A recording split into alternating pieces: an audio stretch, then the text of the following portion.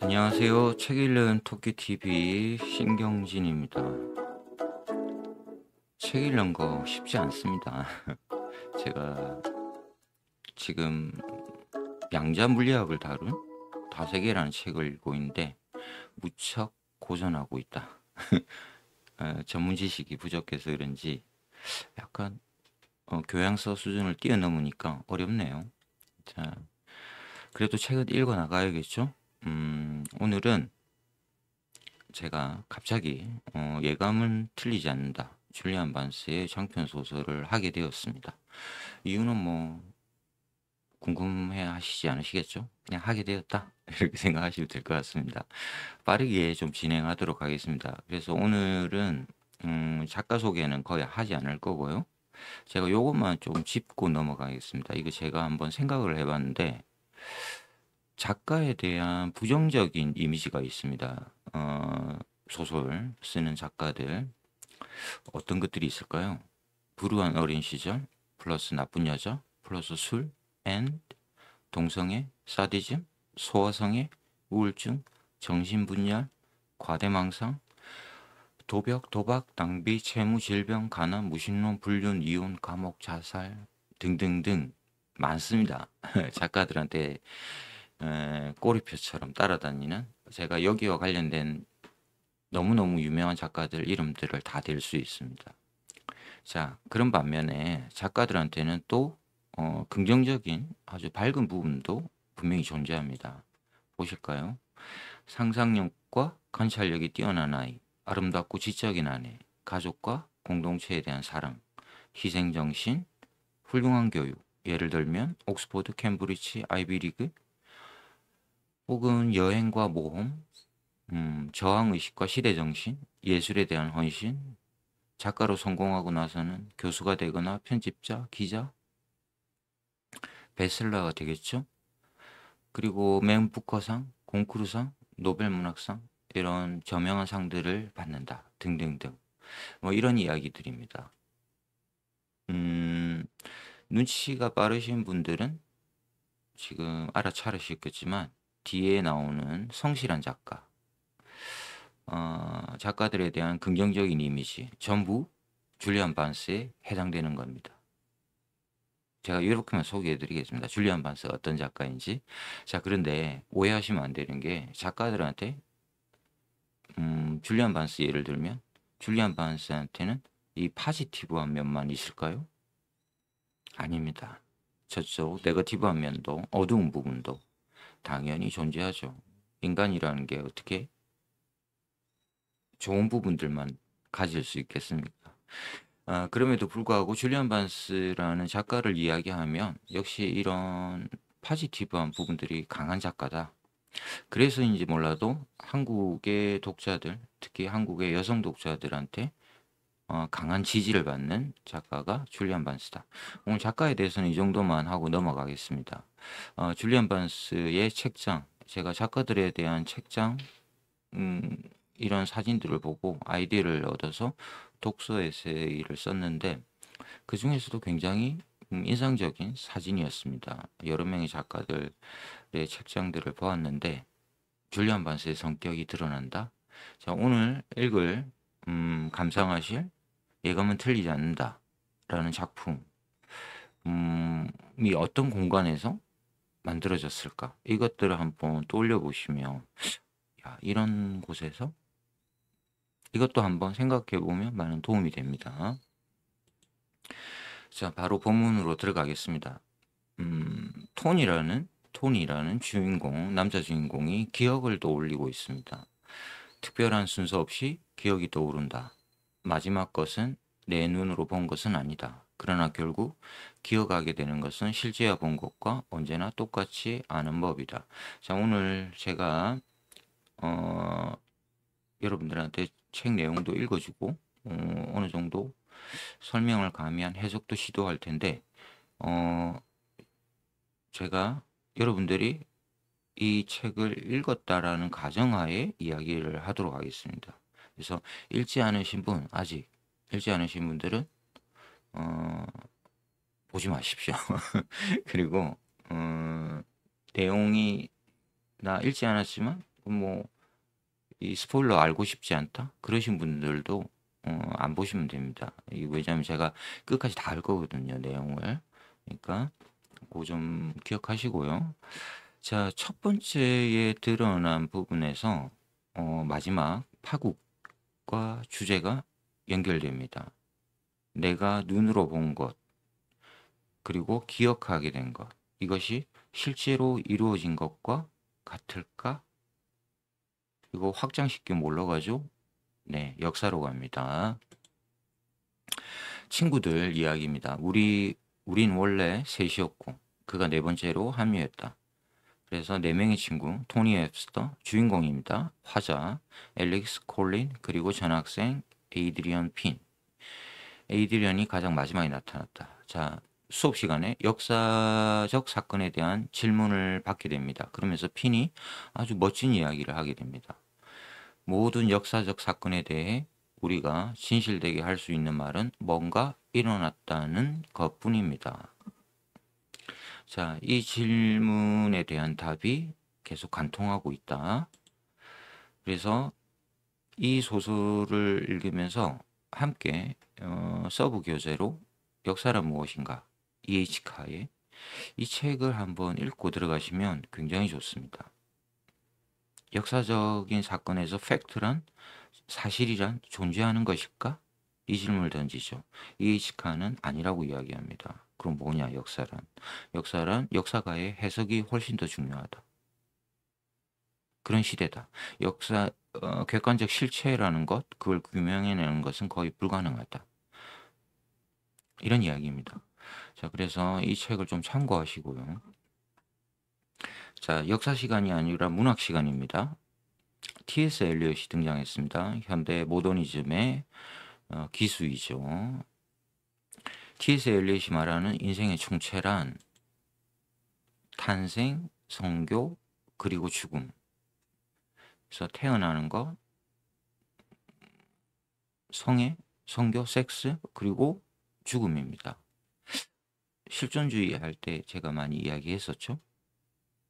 B와 D 사이의 C. 자, 에이드리언 답을 보겠습니다. 에로스와 타나토스. 타나토스가 죽음입니다. 아, 이거 좋죠? 에로스가 사랑이라는 건 너무 잘 아는데 죽음까지 기억하시면 좋다. 에로스와 타나토스. 다르게 말하면 사랑과 죽음이죠. 경우를 막론하고 죽음의 원칙과 충돌하는 에로스의 원칙입니다. 그리고 그 충돌의 결과로 뒤이어 나타나는 것들까지요. 자, 이 소설 예감은 틀리지 않는다는 굉장히 꽉 짜여진 소설입니다. 그래서 앞뒤가 너무 탁탁 맞아떨어집니다. 마치 기계적으로. 그래서 의도적으로 작가가 시도한 것이죠. 원래 줄리안 반스의 성향이 완벽주의자적인 아까 그 서재 보셨잖아요. 그런 느낌이 있는데 이 소설은 특히 강합니다. 이게 또 자, 이렇게 이야기하는 에이드리언의 지적 명석함에 끌려서 이 세 명의 친구가 에이드리언을 받아들이고 이들이 네 명의 아주 친한 친구가 됩니다. T.S. 엘리엇입니다. 우리는 책에 굶주려 있었고 섹스에 굶주려 있었고 성적표에 연연하는 아나키스트였다. 모든 정치, 사회, 제도가 썩어 빠진 걸 느꼈으나 우리는 쾌락주의적 혼돈에 기울어 있을 뿐 다른 대안은 생각하지 않았다. 자, 고등학교 청소년기에 들어선 10대 남학생이 하는 이야기입니다. 재밌죠? 그 성적표에 연연하는 아나키스트였다. 대단히 모순적인 걸 썼죠. 아나키스트 무정부주의자잖아요. 근데 성적에 연연한다? 제가 가장 좋아하는 아나키스트 미하일 바쿠닌 아저씨가 등장했습니다. 1814년에 태어났죠. 러시아에서 귀족 출신인데 아나키스트가 되었습니다. 혁명가 하면 마음에 불을 지르는 분들이 꼭 있는데 이분이 정말 대단합니다. 이분에 대한 궁금증이 있으면 아까 제가 말씀드렸던 역사란 무엇인가를 쓴 E.H. 카가 쓴 미할 바쿤이라는 책이 있습니다. 굉장히 좋은 책 참고하시면 좋고요. 자, 이 소설이 처음에 들어갈 때 가장 재미있는 부분입니다. 이 부분이 네 명의 친구를 이렇게 소개합니다. 어떤 책을 읽는가에 따라서 캐릭터를 정해주는 것 한번 보시죠. 엘릭스가 러셀과 비트겐슈타인을 읽었다면 에이드리언은 까미와 니체를 읽었다. 나는 조지 오웰과 올더스 헉슬리를 읽었다. 콜린은 보들레르와 도스토옙스키를 읽었다. 그렇다. 당연히 우리는 허세 덩어리였다. 달리 청춘이겠는가. 영국 소설이고 줄리안 반스다운 영국 작가의 유머. 근데 굉장히 지적인 유머죠. 이걸 읽고 웃어야 됩니다. 이거 만약에 읽었는데 뭔 소리야 이러면은 자신의 교양 수준을 좀 탓하십시오. 예, 그건 농담이고 사실 재미있는 부분입니다. 이걸 보고 희미하게 웃을 수 있어야지 이 소설이 재밌어집니다. 사실은. 그래서 엘릭스가 훨씬 논리학적이라면 에이드리언이 이제 니힐리즘이 느껴지죠. 까미와 니체가 등장했고 조지 월과 올더스 헉슬리를 읽는다라는 것은 사회적인 문제에 관심이 많다라는 이야기입니다. 그죠? 그래서 토니 웹스터는 대학을 역사학과를 선택을 합니다. 콜린은 보딜레르와 도스토옙스키 좀 더 시적이고 문학적인 것에 관심이 있다. 19세기의 대표적인 시인과 소설가를 콜린은 좋아한다. 이렇게 성격을 분리했다. 이런 거 있잖아요. 뭐 나는 뭐 디즈니를 좋아해. 나는 요즘 지금 아이들이 좋아하는 게 뭐가 있을까요? 뭐 마블 영화를 좋아해. 어, 뭐 이런 이야기 할 수 있잖아요. 뭐 아니면 나는 일본 애니메이션이 좋아. 그런 이야기보다는 훨씬 이게 즐겁지 않나요? 이게 즐거워야지 문학에 빠져듭니다. 어, 자, 옆에 철학자 한번 보시죠. 비트겐슈타인입니다. 제가 많이 이야기했고 말할 수 없는 것에 대해서는 침묵해야 한다. 기억하시라고 제가 몇 번 강조했던 것 같고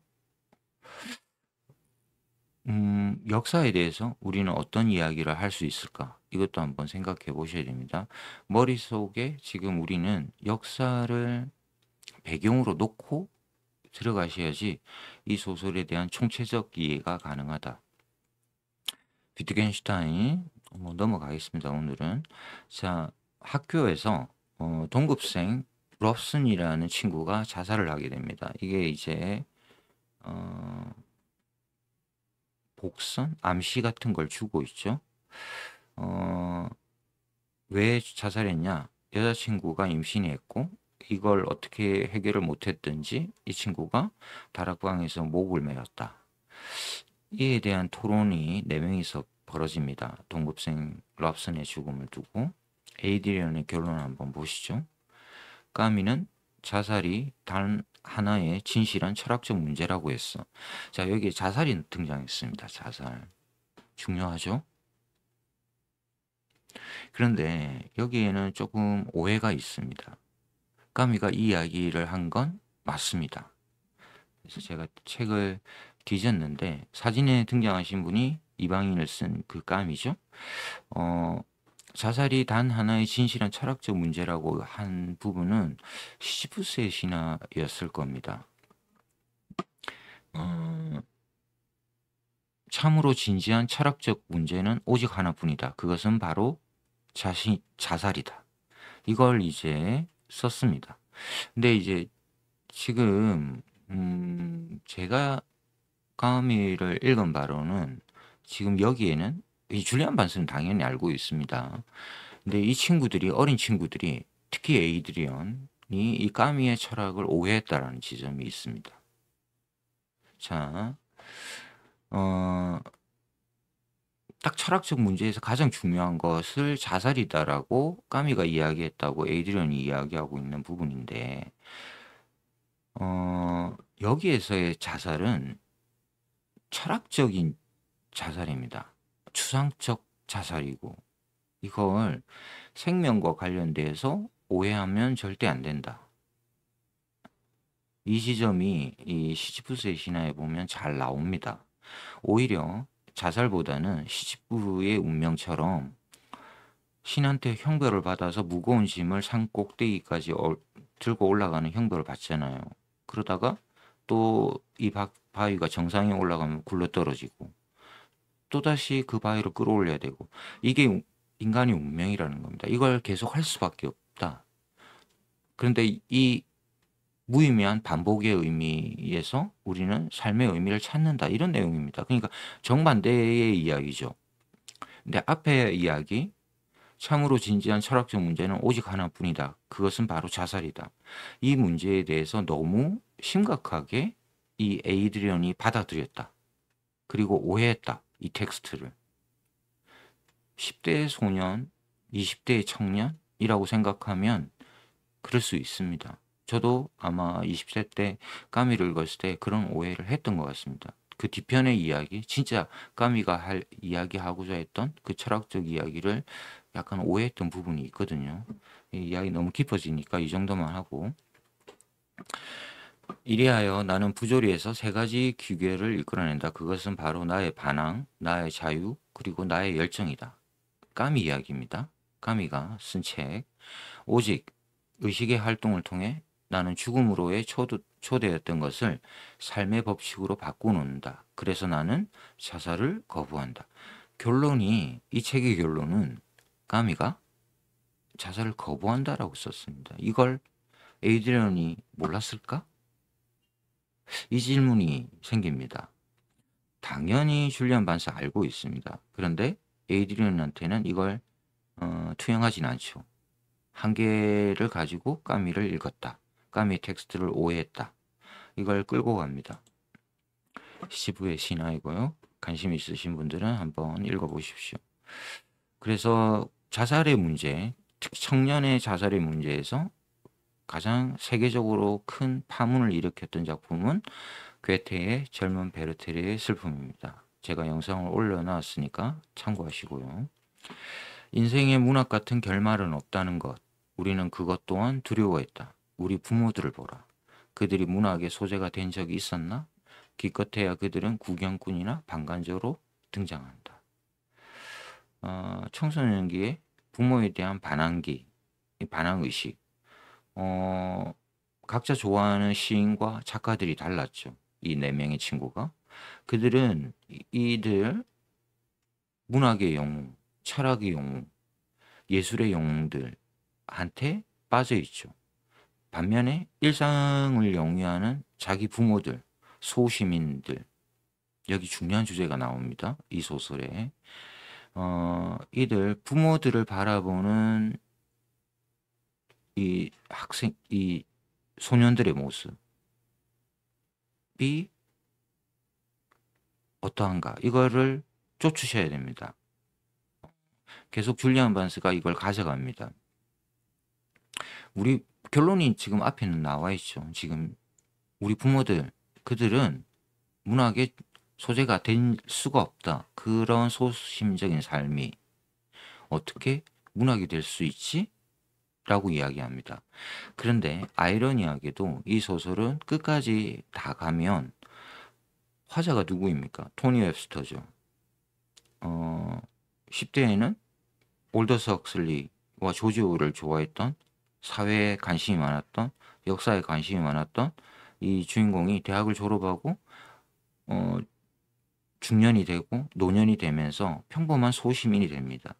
그런데 아이러니하게도 이 소시민이 된 토니 웹스터를 가지고 소설을 썼습니다. 줄리안 바른스가. 그래서 이 소설이 대단히 헷갈립니다. 도대체 무슨 이야기야? 하고.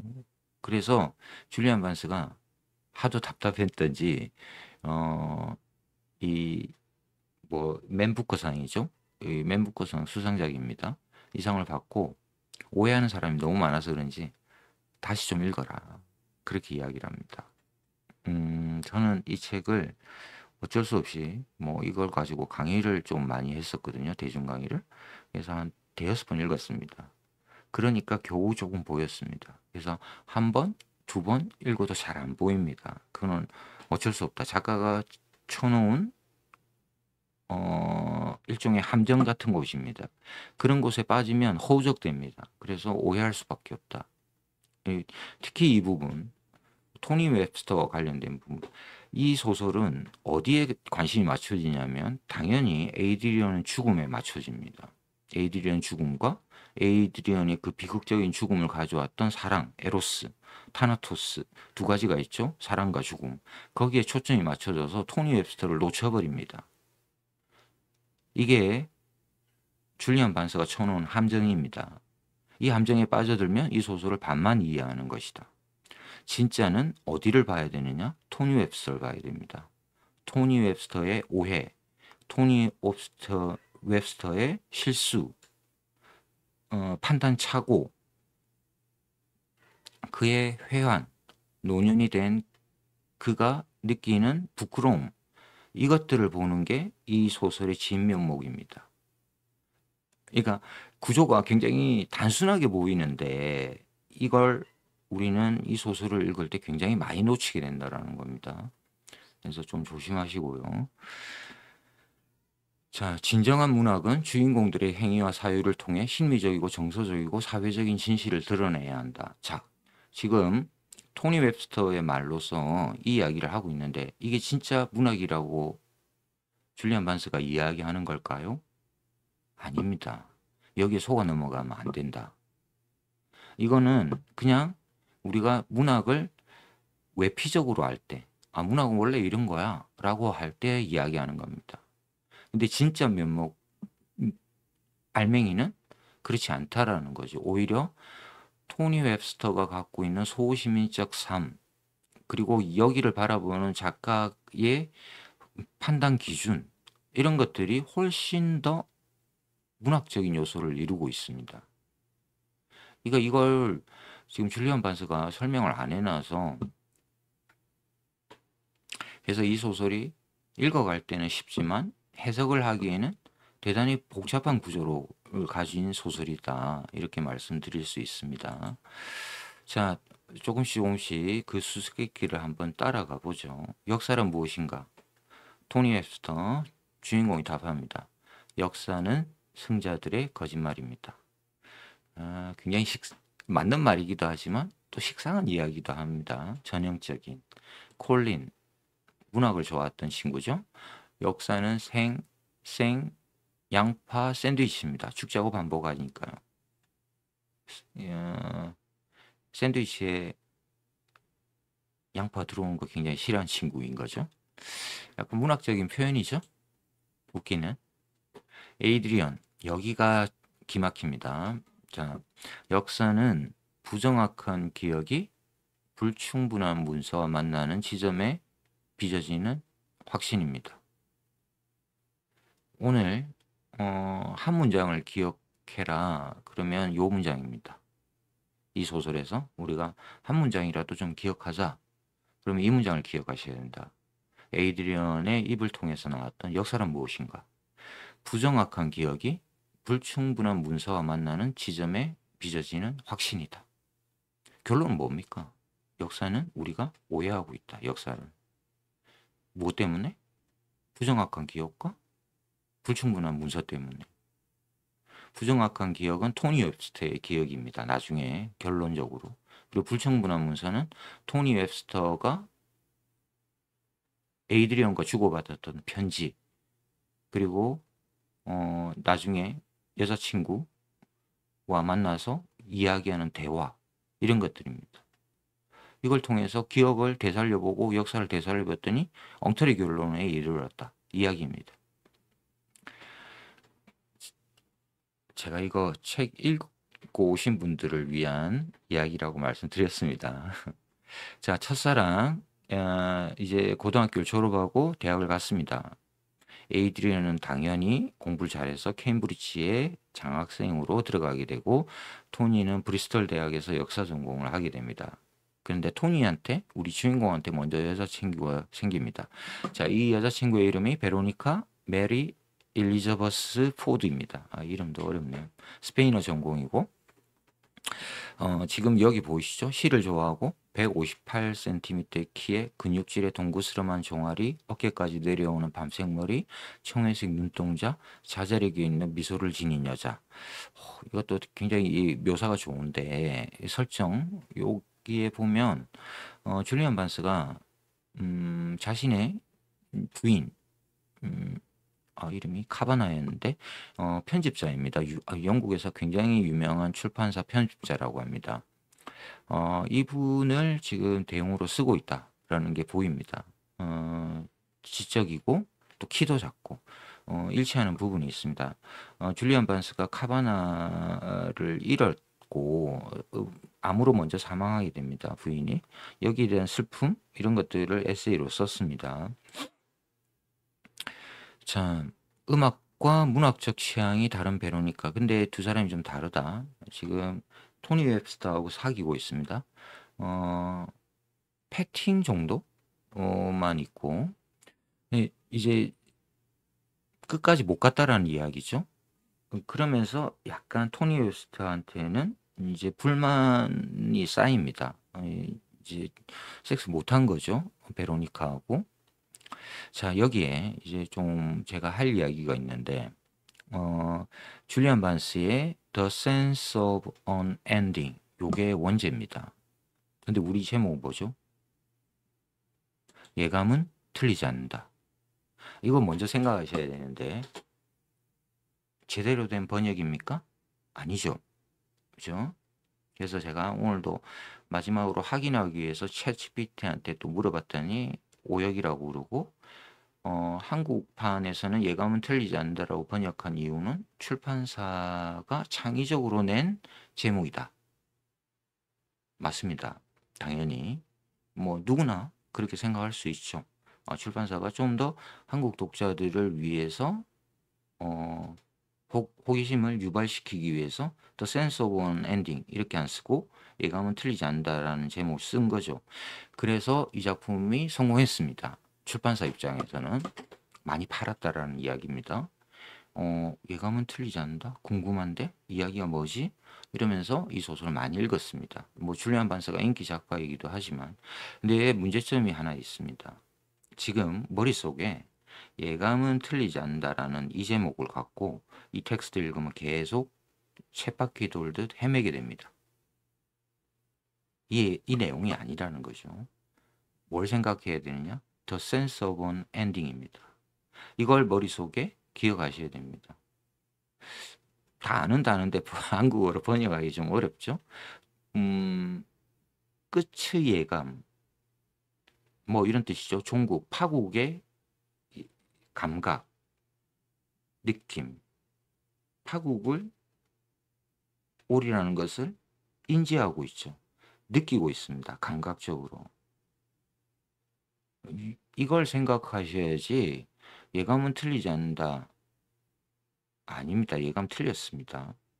그래서 예감 틀리지 않는다로 읽으면 계속 미로 속을 헤매게 됩니다. 뭐 그런 면에서는 출판사의 의도가 성공한 것이겠죠. 이거 어디죠? 다산 책방인가?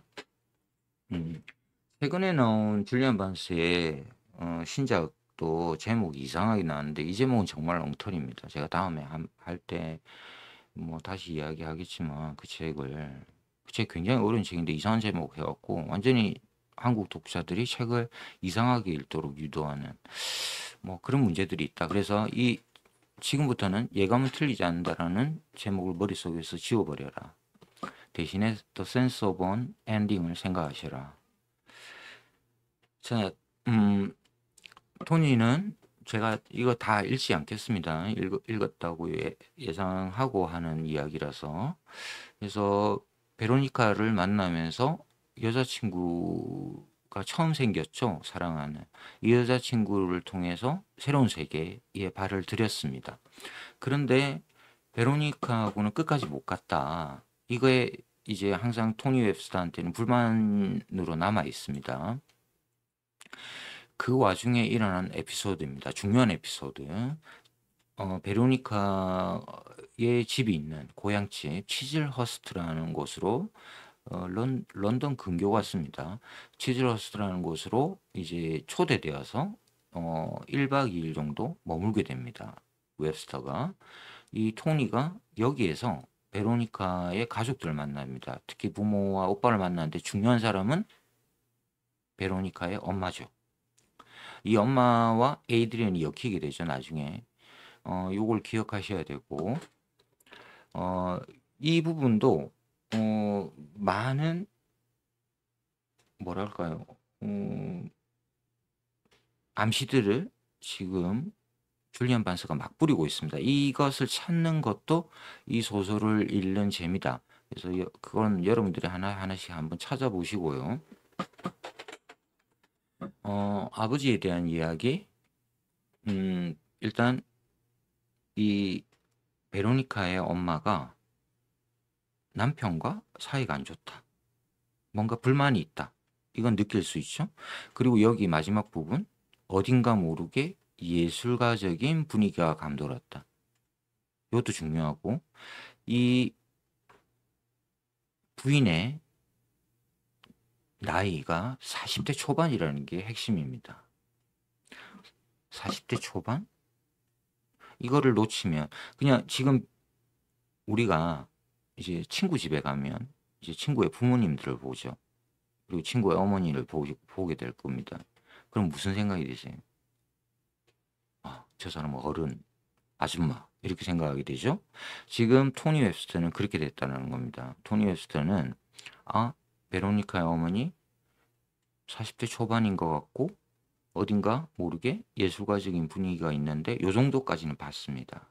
근데 다음에 에이드리언이 방문했을 때는 에이드리언은 굉장히 명석한 친구라고 그랬습니다. 다른 모습을 봤겠죠. 40대 초반, 젊은 여자, 예술가적인 분위기, 나와 대화가 통하는 사람. 이렇게 넘어가는 겁니다. 그죠? 근데 톤이 못 봅니다. 이제 이 지점들이 갈린다라는 거죠. 그러면서 이제 이 소설을 몇 번씩 읽어도 해결되지 않는 게 베로니카 어머니가 토니한테 해주는 이야기입니다. 베로니카에게 너무 많은 걸 내주지 마. 이게 도대체 무슨 이야기일까요? 끝까지 해결 안 됩니다. 이건 아마 여성적인 좀 더 예민한 분들은 좀 더 공감할 수 있는, 느낄 수 있는 부분이 있을 것 같습니다. 제가 좀 이런 데 대해서는 좀 무심한 편이라서 이게 무슨 말인지 찾아도 잘 안 보이더라고요. 그래서 보시고. 자, 문제의 핵심은 이제 베로니카가 자신의 여자친구였는데 토니 웹스터가 자랑 삼아 친구들한테 소개시켜줬다가 이 베로니카를 에이드리언한테 뺏겨버립니다. 이 과정이 이제 소설의 중반부이고 이것에 대해서 토니 웹스터는 어떤 느낌일까요? 자기가 자랑 삼아 예쁜 여자친구를 데리고 왔는데 내 남자친구한테 뺏겨버렸다? 그것도 가장 친한 친구 에이드리언한테? 이거는 아주 깊은 상처를 남기죠. 토니 웹스터에게. 패배감? 이거는 아주 단순한 좀 유아적인 마음이고 사실은 깊은 상처가 되죠. 이게 이겼다 졌다의 문제가 아니고 존재에 깊은 트라우마를 낳긴 이 역사적 트라우마로 여기서 등장하게 됩니다. 역사와 연결시켜야 된다고 제가 말씀드렸죠. 자, 그러면서 이제 뺏기는 과정들이 나오고 있습니다. 그리고 여기에 이제 그 토니와 베로니카가 헤어지는 과정에서 대화가 안 통하는 부분들이 있는데 이걸 토니 웹스터가 못 따라갑니다. 이 지점들도 한번 눈여겨보십시오. 자, 헤어지고 난 이후에 베로니카 다시 우연히 만났다가 베로니카와 우연히 잠까지 자게 되는 하룻밤을 보내게 되는 상황. 요것도 굉장히 흥미롭게 읽을 수 있는 부분입니다. 제가 오늘 이런 이야기들은 하지 않겠습니다. 자, 토니의 결론만 한번 보시죠. 어쨌든 헤어졌습니다. 베로니카와. 예, 자기가 먼저 사귀었던 베로니카를 가장 친한 친구였던 에이드리언한테 뺏겼습니다. 그런데 이걸 어떻게 토니가 해석하느냐. 어떤 사건이 일어났죠. 사건이 일어났습니다. 이걸 해석하는 방식을 한번 보고 가야 됩니다. 토니의 결론. 우리는 성인에 가까운 존재로 자유롭게 관계에 뛰어들었으나 제대로 풀리지 않았던 것 뿐이다. 임신한 사람도 없고 살해당한 사람도 없다. 요게 토니가 자신이 베로니카와 헤어지고 에이드리언한테 여자친구를 빼앗기고 난 뒤에 자신의 마음을 정리하면서 했던 겁니다. 근데 이게 진짜 제대로 된 판단이었을까? 이 질문은 우리가 독자들은 생각하게 되죠. 자, 임신한 사람도 없었고 살해당한 사람도 없었다. 그러니까 뭐가 문제야?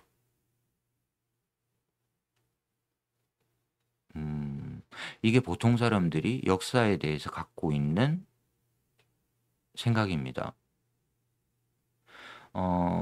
제가 조금 비약해서 이야기를 하면 우리가 한국 사회가 60년대, 70년대, 80년대 이렇게 거쳐왔습니다.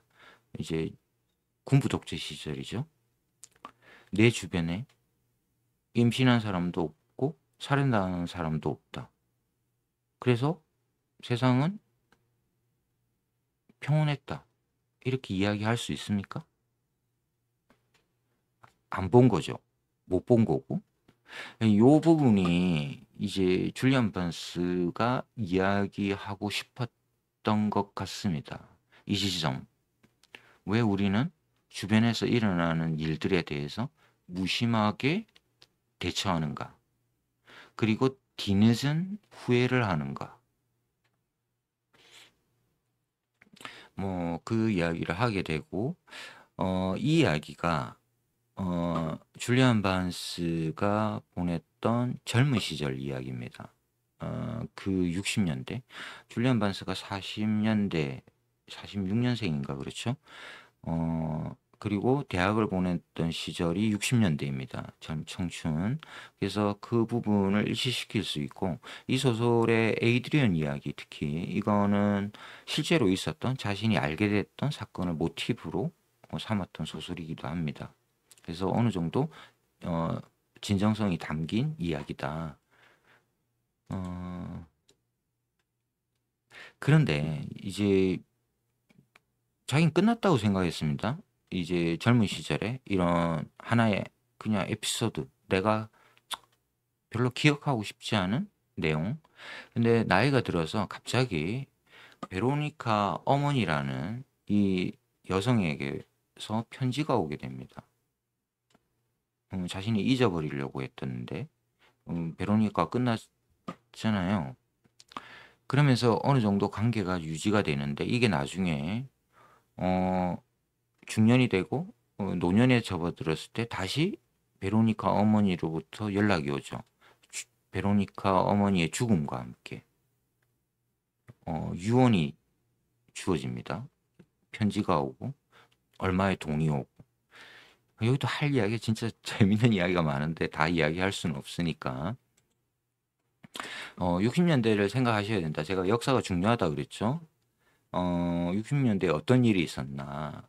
줄리안 반스가 살았던 60년대에 가장 중요한 사건은 역시 68혁명입니다. 전 세계적으로 소르본에서 시작되었던 프랑스에서 교환학생도 했기 때문에 아마 이 분위기를 줄리안 반스가 너무너무 잘 알고 있을 것이다. 미국에서는 베트남 반대 시위, 일본에서는 전공투 시위 이런 것들이 일어난 시대다. 자, 여기 이제 우리가 이제 조금 짚고 넘어가야 될 부분. 에이드리언이 편지를 보내와서 좀 미안했는지 토니한테 베로니카하고 내가 사귀어도 되겠어? 하면서 편지가 왔습니다. 여기에 대한 답을 자기가 이렇게 답을 보냅니다. 자네의 서신을 수령하면서 본인은 모든 것을 유쾌하고 즐겁게 받아들이고 있음을 명시하고자 상창과 기원을 간절한 마음으로 바치네 보시오. 역사란 무엇인가라는 질문을 받았을 때 에이드리언이 뭐라 그랬습니까? 역사란 부정확한 기억과 뭐였죠?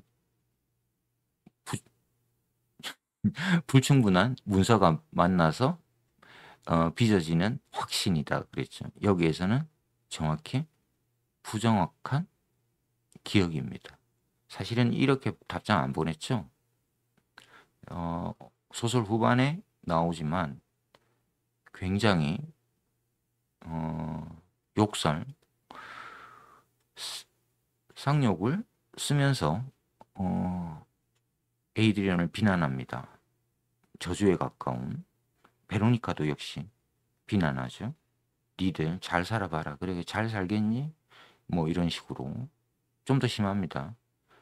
그런데 지금 자기는 자기의 기억 속에 나는 뭐 나이스하게 대해준 것 같아. 걔네들한테 짜증나지만 나는 그래도 점잖게 대해줬어.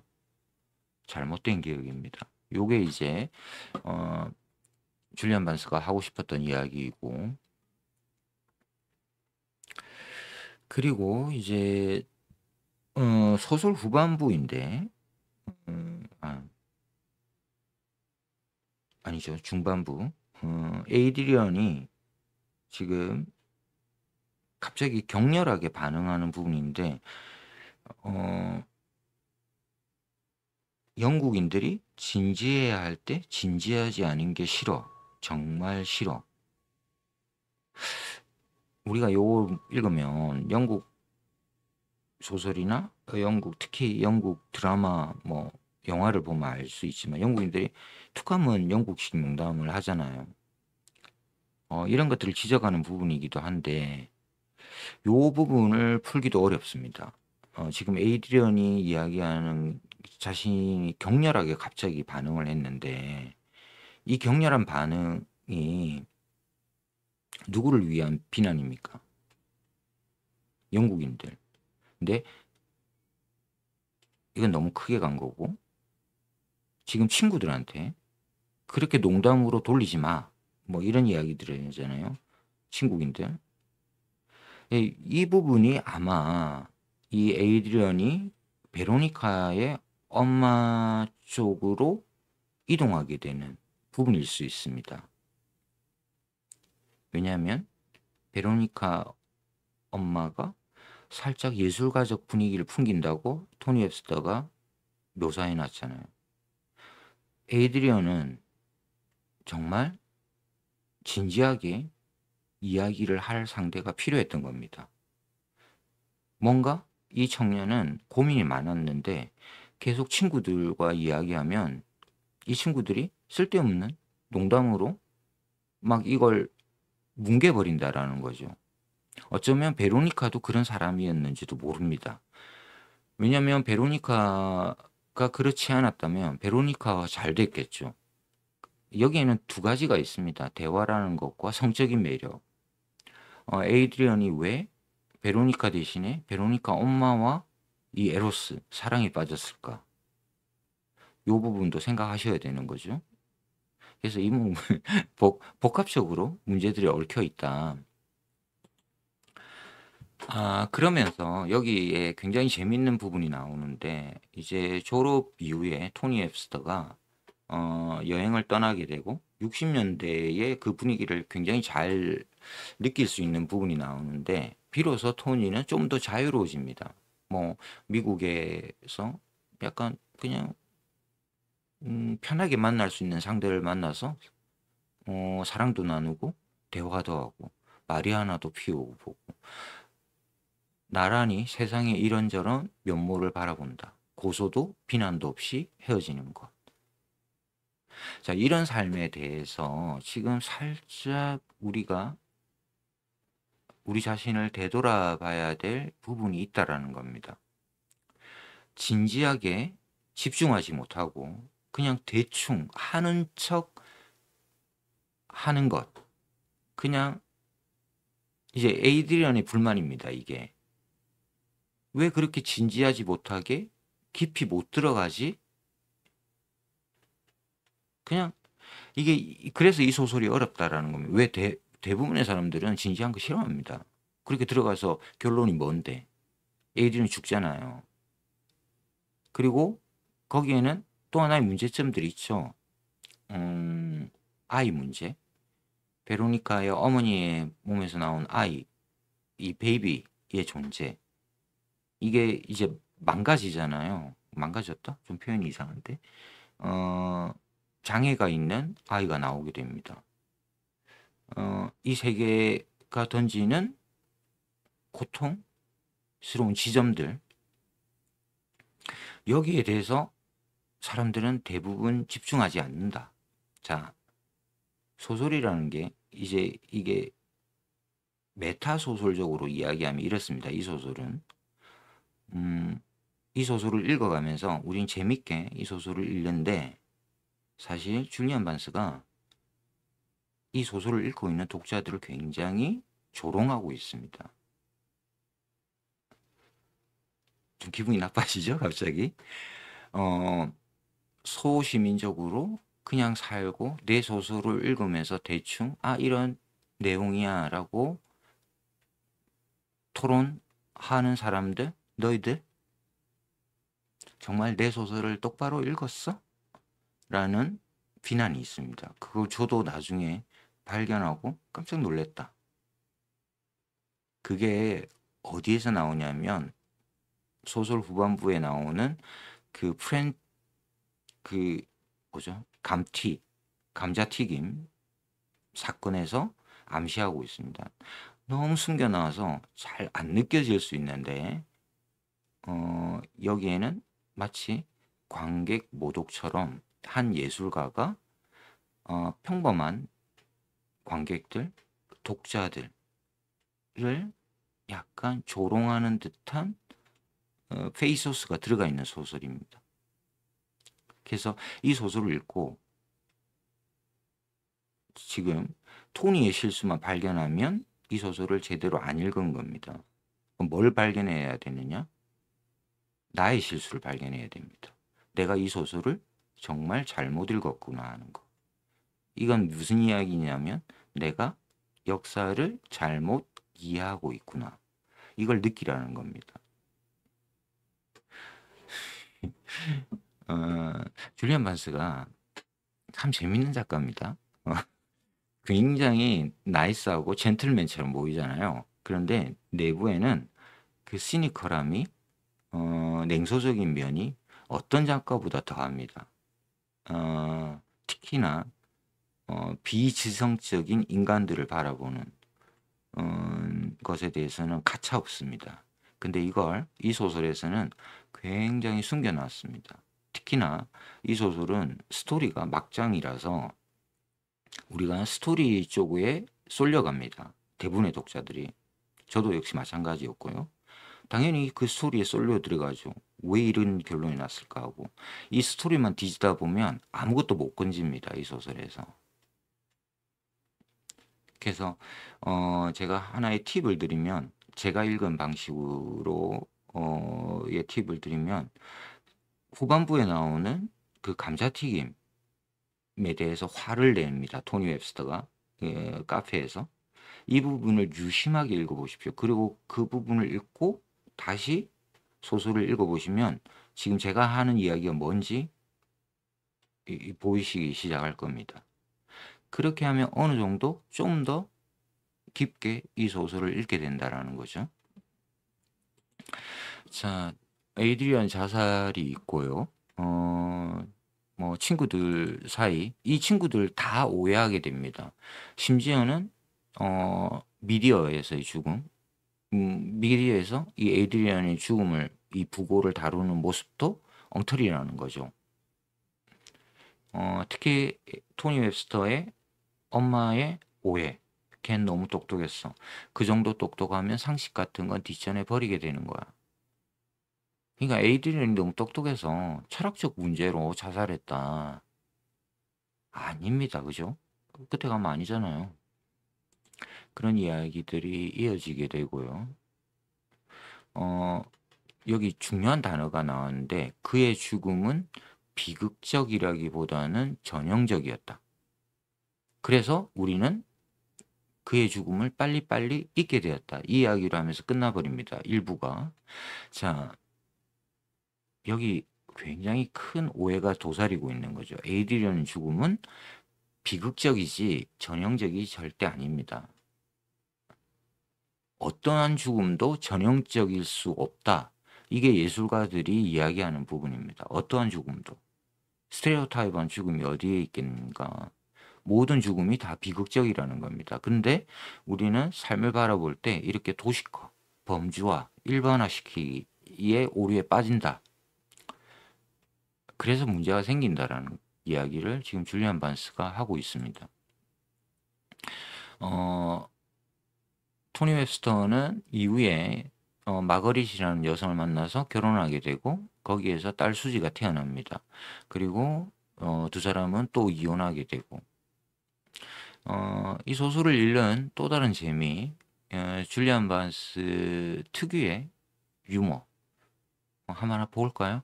결혼이란 처음에는 푸딩이 나오지만 그 다음부터는 맛없는 음식만 나오는 식사다. 영국식 유머입니다. 그리고 여기에 마거릿과 부인과 이혼하게 되는 과정에서 토니 웹스터의 처신, 대응 방식, 이것도 잘 봐야 됩니다. 왜 마거릿이 자기한테 짜증을 내고 이혼하게 되는가? 이것도 완전히 토니 웹스터가 오해하고 있다. 이 부분도 유심하게 보시면 좀 좋고요. 인생 늙었습니다. 요거 한번 볼까요? 인생이 다 그런 것 아니겠는가? 얼마가는 성취를, 얼마가는 실망을 맛보는 것. 나는 이제껏 재미있게 살아온 편이다. 지금 자위하고 있죠. 이 태도에 대해서 지금 줄리안 반스가 문제를 제기하고 있는 겁니다. 그래? 너 뭐 그렇게 행복하게 살았어? 그게 진짜야? 전부야? 이 질문을 우리는 후반부에 망치로 얻어맞게 되죠. 자, 1부가 끝났습니다. 역사에 대한 이해가 있어야 되고, 제가 뭐 사라 포드, 이제 베로니카의 엄마죠. 유언장 오는 이야기, 이런 이야기는 하지 않겠습니다. 여러분들 나중에 한 번 더 보시면 되고, 요것도 되게 좋은데, 청년을 매료시키는 천재에 무슨 잘못이 있을까? 그보다는 천재에 매료되지 않는 청년 쪽이 문제다. 지금 줄리안 반스가 우리 독자들한테 진짜 해주고 싶은 이야기입니다. 요 부분도 있습니다. 요즘 청년들은 어떻게 되는지 천재에 매료되지 않는다. 이때 천재들이 누굽니까? 위에 있는 드보로작, 차이콥스키 이런 사람들입니다. 그리고 니체, 뭐 도스토옙스키, 보들레르, 뭐 조지 오웰. 그래서 지금 줄리안 반스가 이야기하면서 너희들 제발 좀 책 좀 읽어라. 줄리안 반스 되게 냉소적인 사람입니다.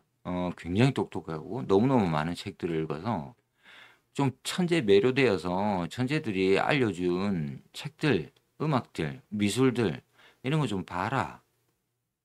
이걸 돌려서 지금 이렇게 이야기하고 있습니다. 재밌는 이야기고요. 여성에 대한 이야기도 재밌고, 특히 이 소설에서 노년이 된, 이제 중년에서 노년으로 들어간 작가가 자신의 노년을 어떻게 정리해야 되는가. 여기 한번 볼까요? 깔끔함을 목표로 한다. 재활용을 한다. 아파트 값이 떨어지지 않도록 청소한다. 유서도 작성한다. 이게 우리 인간에게 남겨진 유일한 노년의 어떤 목표? 인생의 목표가 되어버렸는데 이게 진짜 인생의 목표야? 이 질문을 지금 줄리안 반스가 끊임없이 이 소설 속에서 하고 있다. 뭐 재밌는 이야기들이고, 그리고 이제 굴욕에 대한 이야기. 자시 베로니카를 잃은 것을 사실은 자기가 나이스하게 했다고 했지만 실제로는 그게 아니었죠. 왜 이 기록을 정확하게 갖고 있지 못했을까? 토니 웹스터가 자신이 이걸 의도적으로 기록에서 삭제해 버렸기 때문입니다. 그래서 역사는 대체적으로 팩트라는 거를 기록할 수 없다. 믿지 마라. 네가 눈으로 봐도 엉터리다라는 이야기를 지금 줄리안 반스가 계속해서 하고 있습니다. 왜냐하면 자신이 직접 경험하고 눈으로 본 사실도 내 기억 속에서 삭제해버리면 거기에는 왜곡이, 심각한 왜곡이 들어선다라는 겁니다.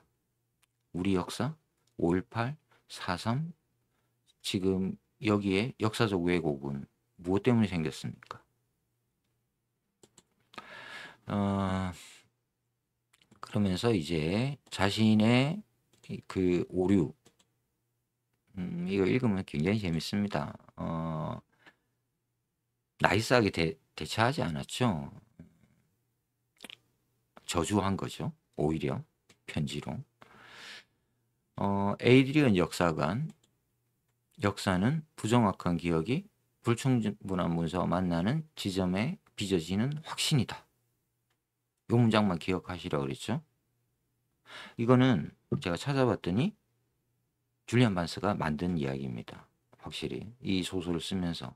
그래서 제가 읽고 이거 어디서 이렇게 가져온 이야기가 아니라는 거죠. 어떤 역사가가 한 이야기가 아니다. 그래서 줄리안 반스 역시 대단한 작가다. 이런 이야기를 한 문장을 만들어낼 수 있다라는 거. 현실주의, 세속적으로 살아가는 그냥 현실이 주는 그 단순한 쾌락에 만족해 하려는 현대인의 소시민적인 삶, 제가 감자튀김 또 강조합니다. 그 부분이 지루합니다. 그 부분이 몇 장이 펼쳐지고 왜 이런 부분을 지루하게 오랫도록 썼지? 라고 생각하면서 다시 읽어보십시오. 그래야지 제가 이야기했던 앞에 이야기들이 들어온다. 자, 평균치 인생, 평균치 진실, 평균치 윤리가. 나는 성적도 평균치, 섹스도 평균치. 이렇게 이야기하는 사람 우리 주변에 진짜 많습니다. 나 정도면 괜찮지 않아? 나 그래도 노력했어. 뒤처지지 않기 위해서, 실수하지 않기 위해서, 뭐 큰 대단한 업적을 이루진 않았지만 그래도 괜찮은 삶 아니야? 이걸 지금 줄리안 반스가 굉장히 냉소적으로 우리들한테 너 삶을 다시 한번 되짚어봐라 라고 요구하고 있습니다. 재밌는 이야기들 많으니까 다시 한번 보시고, 그리고 제가 오늘 유서에 대한 이야기는 하지 않겠습니다. 여러분들 뭐 그거는 충분히 볼 수 있는 부분이라서, 그래서 여러분들 아마도 제가 못 봤을 부분들만 조금 짚고 넘어가겠습니다. 인생에 대해 내가 알았던 것은 무엇인가? 고지서 납부를 하고 가능한 모든 사람들과 무난한 관계를 유지하면서 살았을 뿐. 환희와 절망이라는 말은 얼마 지나지 않아 소설에서나 구경한 게 전부인 인간으로 살아오지 않았던가. 자책을 해도 마음속 깊이 아파한 적은 한 번도 없지 않았던가. 자, 마지막 부분입니다. 읽어보겠습니다. 굉장히 중요한 부분입니다. 인간은 생의 종말을 향해 간다. 아니다. 생 자체가 아니라 무언가 다른 것. 그 생에서 가능한 모든 변화의 닫힘을 향해. 거기엔 축적이 있다. 책임이 있다. 그리고 이 모든 것 너머에 혼란이 있다. 거대한 혼란이. 이러면서 이 소설이 끝납니다. 그러면서 이제 우리는 이 소설을 읽은 독자는 이게 뭐지? 거대한 혼란이 있는데 이 혼란은 이 소설을 읽고 난 독자의 혼란입니다. 이 소설 무슨 이야기지? 자, 첫 번째로 오는 것은 역시 우리가 당했다. 베로니카와 사랑했는 줄 알았는데 에이드리언이 베로니카 엄마하고 사귀었네? 그 속에서 애가 낳았다고? 여자친구의 엄마와 사귀었다고 충격을 받습니다. 이게 1차적 충격. 제가 2차적, 3차적 충격은 제가 이미 앞에서 말했으니까 반복하지 않겠습니다. 그것도 확인해 보시고요. 가장 마지막에 오는 혼란은 역사적 혼란입니다. 줄리안 반스가 1946년생인데 이제 거의 자신의 말년을 이제 준비하면서 소설가로서 내가 20세기를 살았고 21세기의 소설, 21세기 소설인가? 아무튼 이 시기에 내가 바라본 역사는 정확했을까? 나는 역사를 어떤 식으로 기록했지? 내가 쓴 소설엔 의미가 있는가? 되돌아보고 있습니다. 근데 자신이 내린 결론이 혼란이라는 겁니다. 이제 이게 우리들 앞에 놓여져 있는 거죠. 소설적 결말입니다. 답을 안 주잖아요. 질문만 던집니다. 무슨 혼란이지? 독자는 이걸 생각하게 됩니다. 이 혼란에 대해서 깊이 생각하면 할수록 이 소설을 훨씬 잘 읽게 되는 지점으로 갈 수 있다. 혼란에 대해서 생각해야 된다. 도대체 무슨 혼란일까? 제가 여러 가지 지적들이 있는데 여기에 우리가 이 소설을 보면서 중요한 센텐스, 문장을 볼 수 있습니다. 거대한 혼란의 마지막 기죠? 뭐 이건 필요 없고. 자, 여기 지금 제가 이거 노란색으로 안 해놨네? 이거 큰일 났는데. 한번 보시죠. 요거만 봐야 되는데. 혼란에 대한 이야기. 요거는 앞부분에 나옵니다. 다시 한번 보시고요. 영국 역사를 이야기하면서 아주 멍청한 친구가 한 이야기가 이겁니다. 거대한 혼란이 있었다고 하겠습니다. 그러니까 이 동급생 친구들이 저 바보 녀석 이러면서 막 웃음을 터뜨립니다. 근데 이 바보 친구가 멍청하게 보였던 이 친구가 했던 거대한 혼란이 있었다고 하겠습니다. 이게 이 소설의 마지막에 나옵니다. 마지막 문장입니다. 왜 썼을까요? 이런 식으로. 왜 이런 식의 배치를 했을까? 의도가 당연히 있겠죠? 그것도 한번 고민해 보시고요. 요게 제가 지금 안 고쳐놔가지고 노란색으로 조금 죄송한데, 집중해서 한번 보십시오. 에이드리언 일기장에 나오는 B는 S-V 플러스 A1 혹은 A 플러스 V 플러스 A1 곱하기 S는 B? 뭐 이런 식으로 지금 수학 공식을 써놨는데, 요거 조금 헷갈리실 겁니다. 그래서 제가 요 혼란이라는 것을 두고 에이드리언의 일기장이 등장한 이 공식을 토니 웹스터가 보게 됩니다. 그러면서 이게 뭐지 이러면서 추적하는 과정인데 재밌습니다. 이걸 제가 요약해서 드리겠습니다. B 보시죠. B. 일단 B는 V가 아니라 B죠. B는 AB, B는 베이비입니다. 자, 쉽죠? S. 사라입니다. 사라. 사라 마이너스 V. V는 베로니카. 플러스 A1. 에이드리언입니다. 자, 베이비는 어떻게 생겼는가? 사라 빼기 베로니카에서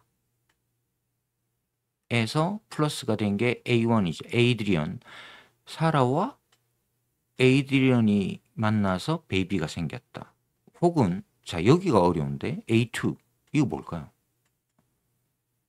요게 A2가 톤입니다. 토니의 진짜 이름이 A로 시작하는데 지금 까먹었는데 큰일 났네. 제가 나중에 알려드릴게요. 밑에 쓰든지. 그래서 A2가 톤이고 토니 플러스 베로니카 플러스 에이드리언 곱하기 사라는 베이비? 뭐 이런 식의 이야기를 하게 됩니다. 에이드리언이라는 친구가 워낙 명석하다 그랬잖아요. 그래서 자신의 그 인간관계, 이 아기가 어떻게 낳았나를 막 이렇게 철학적으로, 논리적으로, 수학적으로 지금 쓰고 있습니다. 그래서 이 부분은 우리가 읽어갈 때 많이 놓치게 되죠. 저도 처음에 읽을 때는 그냥 대충 읽었습니다. 이게 뭐 중요해 이러면서. 근데 이제 혼란을 느끼니까 그 혼란을 파악하기 위해서 이걸 집중적으로 해서 읽은 건데 그렇게 어렵지는 않다. 그래서 관심을 갖고 읽으면 요 부분도 굉장히 재밌게 읽을 수 있는 부분입니다. 제가 다 설명하지는 않겠고요. 그리고 여기도 문장이 중요한 문장이 나왔는데 나는 보았고 직감했다. 나는 보았고 직감했다.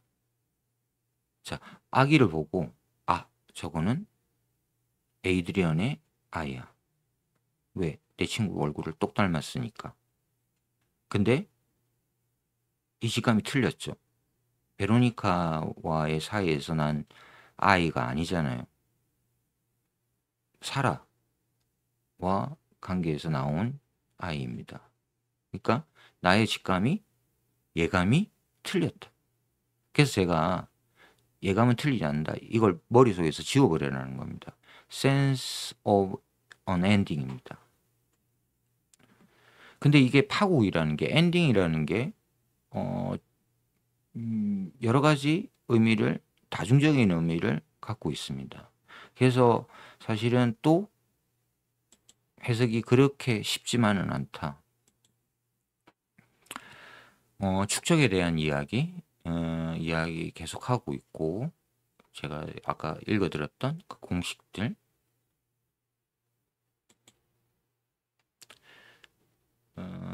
여기 보시죠. 펍 나왔죠. 수제 감자칩 에피소드 그리고 이 혼돈 요것들을 중점적으로 후반부에 나오는 부분들을 집중해서 보시면 이 소설이 훨씬 더 잘 보입니다.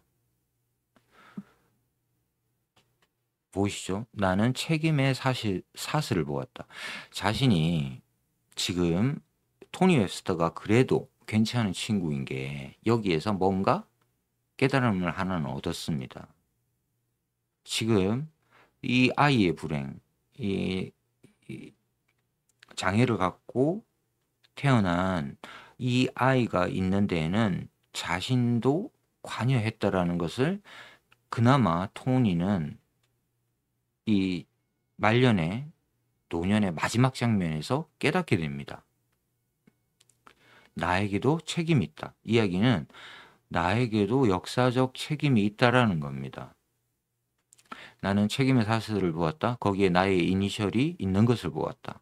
맺지 못한 채 끝나버린 에이드리언의 문장도 함께. 그래서 예를 들면 만약 토니가 뭐겠습니까? 예를 들면 만약 토니가 베로니카와 좀 더 사랑했더라면 여러 가지 가능성들이 존재하죠. 나는 안다. 이제는 바꿀 수도 만회할 수도 없음을. 시간은 지나버렸고 과거는 그대로 흘러가 버렸습니다.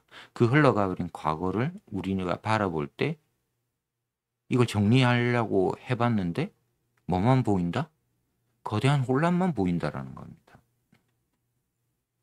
이건 지극히 문학적인 결론입니다. 철학적인 결론은 아니고요. 철학은 답을 구하려고 그러죠. 근데 문학은 질문만 던집니다. 그 질문에 대한 해답은 어쩔 수 없이 우리 독자의 몫으로 남겨지게 됩니다. 좀 어렵죠? 제가 마지막 부분만 다시 한번 읽어보겠습니다. 역류하는 강의 파도, 거기엔 축적이 있다. 책임이 있다. 그리고 이 모든 것 너머에 혼란이 있다. 거대한 혼란이. 우리가 살면서 역사적인 것에서 내가 관계를 맺고 있지 않다라고 느낄 수 있죠. 뭐 윤석열이 저러든 김건희가 그러든 5.18에서 뭐 3,000명이 죽고 4.3에서 3만 명이 죽고 나와는 아무 상관없어 라는 태도에는 분명히 문제가 있다라는 겁니다. 근데 이 문제에 우리는 어떻게 대처해야 되지? 왜? 강을 보니까 혼란만 보이는데 어렵습니다. 이 캄캄한 어둠, 혼란을 마주할 수밖에 없는 현대인의 모습, 자화상을 그린 작품입니다. 여기에서 우리의 모습을 보는 거죠. 자, 제가 오늘 이렇게 해서 줄리안 반스의 예감은 틀리지 않는다를 급하게 소개해 드렸습니다. 이유가 있는데, 아무튼 뭐 제가 이 소설을 한 4번, 5번 읽었는데도 불구하고 여전히 혼란을 느낀다는 지점에서는 변함이 없다. 그리고 지금까지 제가 뭐 1시간 가까이 떠든 것 같은데 철저하게 무시하셔도 된다. 결국 소설이란 자신이 이해할 수 있을 만큼 이해할 수밖에 없다. 어쩔 수 없잖아요. 타인에 의한 강요 이거 통하지도 않습니다. 자신이 읽을 수 있는 만큼 단지 도움은 약간의 가이드 이런 것들은 도움을 얻을 수 있죠. 그래서 우리가 책을 읽고 함께 토론하고 공부하는 것이겠죠. 네, 이렇게 해서 오늘 책 읽는 토끼 TV 이거 입에 안 붙네요. 책 읽는 토끼 TV 예감은 틀리지 않는다를 여러분들한테 소개해 드렸습니다. 긴 시간 시청해 주셔서 감사합니다. 신경진이었습니다. 마치겠습니다.